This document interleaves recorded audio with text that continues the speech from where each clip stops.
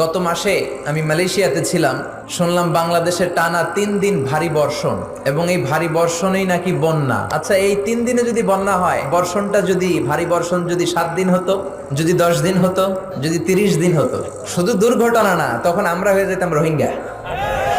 আমার রোহিঙ্গা ভাই বোনেরা যেমনি এক মুঠো চিরার জন্য, এক মুঠো বিস্কিটের জন্য ধাক্কাধাক্কি করে লাইনে দাঁড়ায়, আমরা 17 কোটি মানুষ লাইনে দাঁড়াতাম। জাতিসংঘের প্লেন নামতো, ওই ভাতের জন্য, চালের জন্য আমরা কিলাকিলি মারামারি করে ওই প্যাকেট নিতাম। জোরে বলেন ঠিক কিনা? ওই আযাব আর গজব আছে না নেই? আকাশ থেকে আল্লাহ এসিড রেইন দিতে পারেন, শিলাবৃষ্টি দিতে পারেন, উল্কা বৃষ্টি দিতে পারেন। হিন্দু ধর্ম মতে মেঘের দেবতার নাম ইন্দ্র।